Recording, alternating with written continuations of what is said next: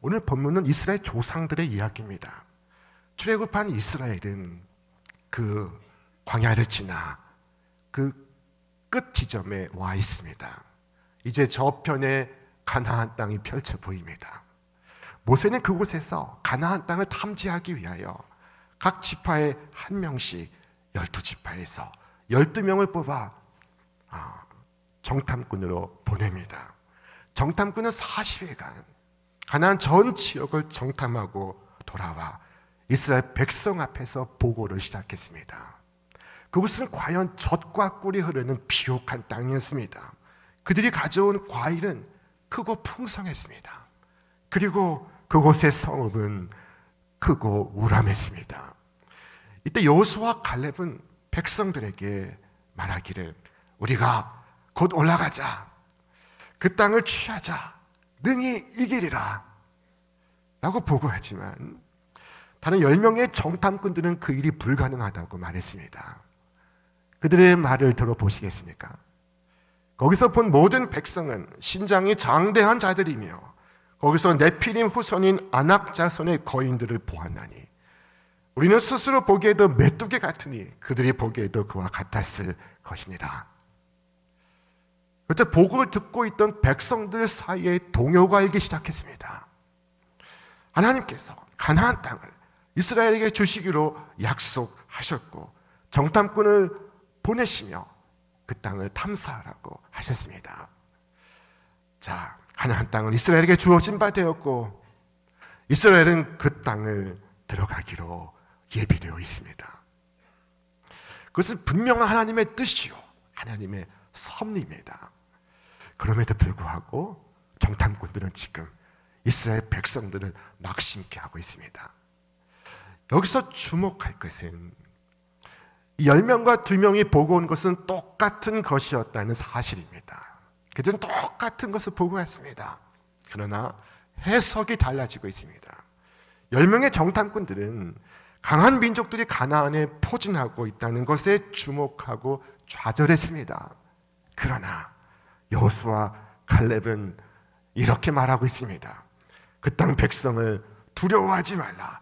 그들은 우리의 먹이라. 그들의 보호자는 그들에게서 떠났고 여호와는 우리와 함께 하시느니라. 그들을 두려워하지 말라. 여호수아와 갈렙은 놀라운 가능성을 보고 있습니다. 그러나 다른 10명의 정탐꾼들은 큰 문제를 보고 있습니다. 자, 그리고 그들의 해석은 사실을 왜곡시키는 단계로까지 발전합니다. 자, 그 10명의 정탐꾼은 이처럼 말했습니다. 이스라엘 자손 앞에서 그 정탐한 땅을 악평하여 이르되 우리가 두루 다니며 정탐한 땅은 그 거주민을 삼키는 땅이요. 그들은 젖과 꿀이 흐르는 땅을 주시겠다고 하신 하나님의 약속을 거짓말로 만들어 버립니다. 그리고는 자신을 비하하고 있습니다. 우리는 스스로 보기에도 메뚜기 같으니 그들이 보기에도 그와 같았을 것입니다. 부정적인 감정은 마치 독감처럼 전염성이 강합니다. 삽시간에 백성들의 마음속으로 퍼져갔습니다. 백성들은 밤새 울부짖고 하나님을 원망하고 모세를 원망하고 그리고 자신의 신세를 한탄하기 시작했습니다. 우리가 애굽 땅에서 차라리 죽었거나 이 광야에서 죽었으면 좋았을 것을 어찌하여 여호와가 우리를 그 땅으로 인도하여 칼에 쓰러지게 하는가? 우리 처자가 사로잡히리니 애굽 땅으로 돌아가는 것이 낫지 않겠는가? 그들은 가나안 땅에 들어갈 수 없다고 단정을 지었습니다. 그들은 하나님을 악한 분으로 몰아가고 있었습니다. 그들은 모세와 아론이 아닌 다른 사람을 뽑아서 그들의 지도자로 세우고자 하고 있습니다. 여호수아와 갈렙은 백성들의 여론을 바꾸어 보려 하나 역부족입니다. 백성들이 돌을 들어 이 두 사람을 치료하고 있습니다. 바로 그때였습니다. 하나님께서 나타나셨습니다. 그리고 말씀하십니다. 여호와께서 모세에게 이르시되 이 백성이 어느 때까지 나를 멸시하겠느냐? 내가 그들 중에 많은 이적을 행하였으나 어느 때까지 나를 믿지 않겠느냐? 저는 이 10명의 정탐꾼들이 악한 정탐꾼들이었다고 말하는데 조금도 주저하지 않고 있습니다. 여기 계신 부모, 형제 여러분, 여러분은 여러분의 가정에서, 일터에서, 직장에서, 학교에서, 병원에서 정탐꾼들이라는 사실을 알고 계십니까? 여러분의 보고에 따라서 새로운 세계가 열리기도 하고 여러분의 보고에 따라서 그 세계가 문을 닫을 수도 있습니다. 자, 여기 두 사람이 있습니다. 한 사람은 대전의 한 초등학교 교사입니다. 자, 그녀는 8살 하늘 양을 흉기로 살해한 혐의를 받는 사람입니다. 경찰이 공개한 석장의 사진에 의하면 머리는 헝클어져 있고 얼굴은 수척해 있고 당시 자해를 시도한 흔적이 신체에 남아 있습니다. 부승줄에 묶인 채 경찰 유치장에서 법원의 구치소로 이감이 된 그녀는 왜 이 하늘 양을 죽였느냐 하는 기자들의 질문에 굳게 입을 다물고 있습니다. 그러나 경찰은 가정 불화와 직장 생활과 자신에 대한 불만이 약한 상대를 골라 살해하는 방식으로 표출됐다고 말했습니다. 자, 그리고 여기 또 다른 사람이 있습니다. 자, 그는 33살에 죽은 사람입니다. 그러나 그를 기억하는 사람들이 그에 대하여 책을 썼습니다. 그 책의 한 대목입니다. 병실의 한 환자가 누군가를 기다리고 있습니다. 암 환자들이 누워있는 6인 병실에는 내일 떠오르는 태양을 볼 수 없을지도 모르는 이들이 가늘게 숨을 쉬고 있습니다.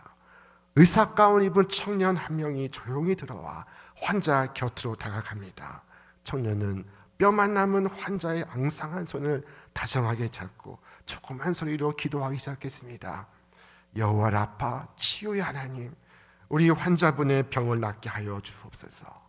좀 더 시간을 주셔서 사랑하는 가족들의 얼굴을 한 번이라도 더 보게 하여 주시며, 이 청년 의사는 환자 입원 첫날부터 한밤중이면 이렇게 찾아와 기도하는 중입니다. 환자도 그를 기다렸습니다. 나는 예수를 모르지만 이 청년 의사가 믿는 예수는 나도 믿어볼까 하는 생각을 갖게 되었습니다. 이 청년 의사는 물질뿐 아니라 그의 시간도 나누었습니다. 그는 자기가 맡은 소아 암 환자의 생일 때 그를 찾아가 케이크를 주기도 하고 죽어가는 환자의 손을 잡고 기도하기도 했습니다. 환자나 동료나 처음 보는 사람이나 이런저런 이유로 선물 주기를 좋아했습니다. 아무렇게나 주는 선물이 아니었습니다. 받는 사람들의 상황과 그 처지에 맞게 엄선해서 선물을 주어 그 선물을 통하여 상처가 치유되고 사랑이 흘러가고 있었습니다. 그는 의료계 권위자도 아니었고 유명한 학자도 아니었습니다. 그런데 그가 떠난 후에 그를 그리워하는 사람들이 그에 대한 책을 써서 2009년에 발간이 되고 2013년에 또 한 번 발간이 되었습니다. 그 청년 바보이사 하는 제목의 책입니다.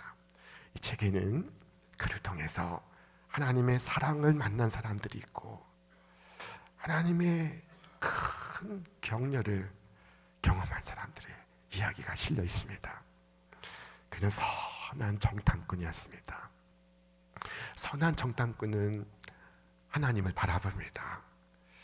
그리고 가정에 희망을 나누고 자녀에게 용기를 주고 동료에게 선한 마음을 전합니다. 우리는 선한 정탐꾼이었던 여호수아 갈렙을 기억하고 있습니다. 그러나 다른 10명의 정탐꾼들 여러분 기억하십니까? 그들의 이름은 아십니까?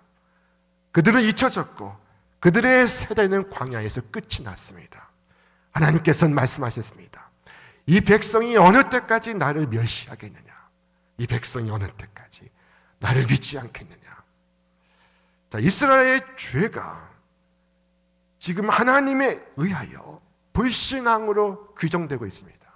그의 느꼈던 낙심과 두려움과 불안과 초조와 근심을 하나님은 어느 때까지 나를 믿지 않겠느냐 하신 말씀으로 규정하고 있습니다. 틀림없이 그들은 자신들이 거인의 후손인 아낙 자손을 두려워하는 것이 타당하다고 말했을 것입니다. 왜냐하면 모든 면에서 그들이 자신들을 능가하고 있었기 때문입니다. 거인들의 시각에서 볼 때 그들은 메뚜기와 같았으며 따라서 그들이 두려웠다는 것은 당연한 일이었습니다. 그러나 하나님은 말씀하십니다. 그렇지 않으니라. 그것은 핑계니라. 만일 나를 믿었다면 어떠한 두려움도 물리쳤을 것이라. 어떠한 두려움도 너의 마음속에 자리 잡지 못하였을 것이라. 믿음은 오직 하나님만을 바라보는 것입니다. 우리가 어둠에 사로잡히는 것은 우리가 태양을 바라보지 않기 때문입니다. 헬렌 켈러가 말했습니다. 태양을 쳐다보고 살아라. 그리하면 그림자를 보지 못하리라. 날마다 해를 보고 사시기 바랍니다. 날마다 하나님의 은혜를 바라며 사시기를 바랍니다. 자, 그러나 이스라엘 백성은 하나님을 바라보지 않았습니다. 그러면서 이스라엘 백성은 또 이렇게 대답하는지 모릅니다. 사실 우리는 우리 약함 때문에 두려워하는 것입니다. 저들 때문이 아니라 우리 자신 때문입니다. 우리는 훈련된 군사가 아닙니다. 우리에게는 많은 여자들과 아이들이 있습니다. 이 모든 걸 생각할 때 우리는 두려워하지 않을 수 없습니다. 그러나 하나님은 전혀 다른 시각으로 말씀하시고 있습니다. 하나님의 약속 앞에서 그들의 약함은 도대체 무엇이란 말입니까? 그들의 약함이 하나님의 전능하심을 능가한다는 말입니까? 하나님께서 그 땅을 주시겠다는 하나님의 약속에 그들의 약함이 영향을 미칠 수 있다는 말입니까? 자, 여러분 갈렙의 말을 들어보시기 바랍니다. 우리가 두루 다니며 정탐한 땅은 심히 아름다운 땅이라. 여호와께서 우리를 기뻐하시면, 여호와께서 우리를 기뻐하시면 우리를 그 땅으로 인도하여 들이시고 그 땅을 우리에게 주시리라. 이는 과연 젖과 꿀이 흐르는 땅이니라. 자, 그들은 자신들의 약함에도 불구하고 하나님께서 그들을 애굽으로부터 이끌어내시는 것을 똑똑히 보았습니다. 바로의 권능을 꺾으시는 것을 그들은 목도했습니다. 그들의 약함은 하나님의 전능하심에 영향을 줄 수 없습니다. 도리어 그들의 약함은 하나님의 영광을, 하나님의 영예를 드러낼 뿐입니다. 모세에게 하신 말씀은 너희가 어느 때까지 약해 빠져 있겠느냐 하신 것이 아니라 너희가 어느 때까지 나를 믿지 않겠느냐 하신 것입니다. 하나님은 이스라엘의 가나안 정복을 기정사실로 하셨습니다. 자, 가나안 땅은 이스라엘의 땅입니다. 하나님께서 토지 문서를 주시며 너희의 땅을 밟아 보아라 말씀하셨습니다. 이스라엘 한 번도 밟은 적 없는 땅을 밟지만 그것은 하나님께서 주신 땅을 받으러 가는 것입니다. 이처럼 우리 모두에게 하나님께서 주신 땅이 있습니다. 자, 우리가 그리스도를 영접하는 순간 하나님께서 우리에게 주신 복이 있습니다. 하나님 곧 우리 주 예수 그리스도의 아버지께서 그리스도 안에서 하늘에 속한 모든 신령한 복을 우리에게 주시되, 모든 신령한 복, 그것은 젖과 꿀이 흐르는 우리의 가나안 땅입니다. 자, 이 가나안 땅이 우리 모두에게 주어졌는데 우리는 왜 불안하고 두려울까요? 우리 안에 있는 어두운 감정은 웬 것일까요? 우리는 왜 걱정하고 근심하는 것일까요? 자, 여기는 명확히 두 가지 이유가 있습니다.